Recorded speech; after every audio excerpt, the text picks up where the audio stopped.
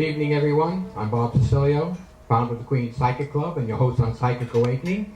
This program is being brought to you from the Spring 2009 Psychic Fair.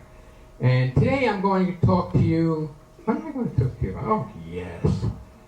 At one with the universe, the age of I am. Okay? What is the age of I am? What are we talking about? Let me just give you a little background about myself for those who don't know. I started into this field of psychic phenomenon by going to a psychic medium, George Anderson by name, and it started me on my path. Now, starting you on your path, do you know how many people ask me over the years, this is our 17th year at the Queen Psychic Club, what is my path? How can I find my path? But the trouble is, you don't find your path. Your path finds you. If you go looking for the forest, you can't see it because of the trees. What that means is that you're planning, you're looking, you just say, is this my path? Is this my path? And all of a sudden, something will happen, will take you into a direction you never planned on before, and that becomes your spiritual path. I'm talking about a spiritual path. Now, I had no inclination of all of opening a psychic club and doing all this meditation and channeling. I am a channel, and that's basically what I'm going to talk to you about today. But when you find your path, you have to trust and believe that it's yours. If you don't trust and believe, it won't happen. You have to trust and believe this is what it's all about. If you don't trust and believe a message you receive, you're going to negate it. And it's senseless.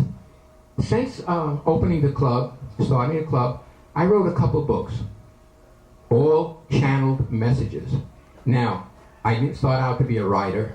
I didn't start out to do these books. But through the messages, I followed my path, and this is how it evolved. Here's the magic word, evolved. The first book was God Explains, All That Is I Am. Now, up until this time, I was 58 years old when this started. I was not a religious person, even though I did go to church when I was a child. I was not a spiritual person because I didn't follow it. But when I started meditating and channeling, by channeling, I did the channeling and did, well, I don't even like to call it automatic writing anymore. Spiritual dictation, I call it now. I'm listening to Spirit and I'm taking dictation. So my first book was God Explains All That Is I Am. It gave a new definition to me of what God is. The second book was Spirit in the Flesh, because as the information came, I put it into book form. Spirit in the Flesh told us that we are all from spiritual beings in a physical body, the spirit being from another realm. Most people believe it's heaven, and that's the accepted belief. The third book was Understanding Your Karma, because anything spiritual is kind of hard to explain unless you follow karma. Karma was not accepted by the basic religions, even though they touched on it way back when. But if you really follow karma, other than Hinduism, it doesn't get that much attention in the religions.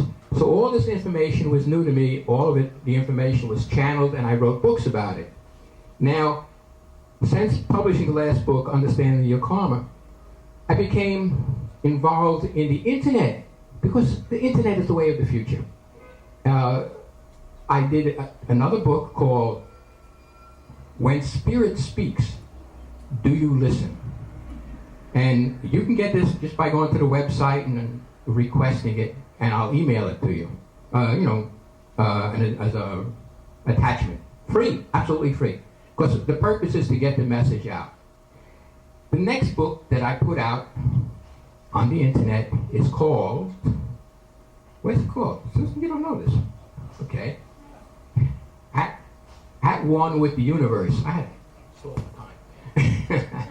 At One with the Universe, the age of I am. Now we're getting to today's topic, the age of I am. I am is one of the oldest beliefs. The Hebrew or Jewish belief, the Christian belief, Catholicism, and the Islamic belief all believe in this monotheism. Started with the words, "All that is I am," the voice that Moses heard from the burning bush. Now that's as far as I'm going to go with religion. You either accept it or don't accept it. But now I'm going to talk about the age of I am. We progressed from monotheism, from polytheism to belief in one God. Many gods, I'm sorry. Polytheism, belief in many gods. Monotheism, the belief in one God. Pantheism, the belief that we're all connected to the universe. Now that seems to be a very popular belief today. Some of the old staunch fellows will not veer from their religion, and nobody's ever asking them. I am not asking anyone to change their beliefs. But now comes the catch. I'm sure you all heard that expression, you are what you eat. Have you really heard that? You believe it? You are what you eat?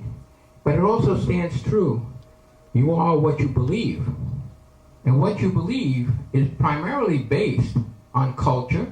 If you were raised in a Jewish family, you believe in the Torah, etc., etc. If you believe raised in a Christian family, you believe in the New Testament, in Jesus, and all the Christian dogma.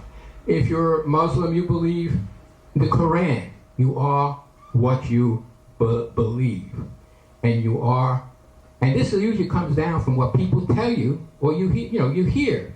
Now you listen to the radio, and you say, oh, it's going to rain tomorrow. Right away you believe it's going to rain tomorrow. You put those clouds inside, you put your faith in a greater power. What we have done over the eons of time is put our faith in a greater power. The power of above. Everybody looked up. And I'm not faulting that, because that's probably where it is.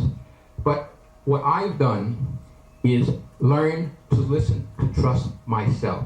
How many people really trust themselves?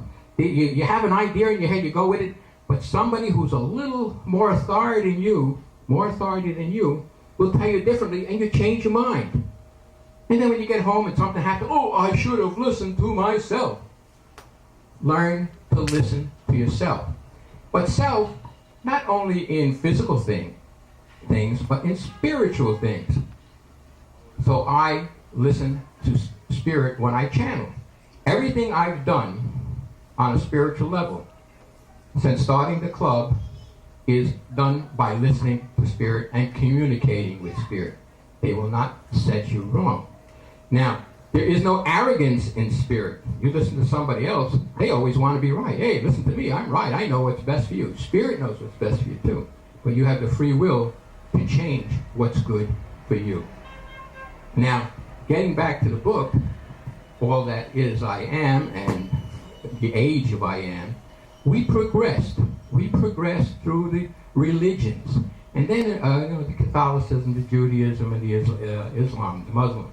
Then, about the age, about 1800, 1850, people started to feel spirit communication. And the other people who didn't believe in it said, no, it cannot be. So it's New Age. Now, how many people first got interested in New Age, and the other people that they knew said, nah, that's baloney. You can't do that. It's full of baloney. New Age, what's that stuff? You're all making that stuff up. So as New Age developed, the interest came more and more into spirituality and meditation and channeling in psychic readings. And this is where we are right now, the New Age. But around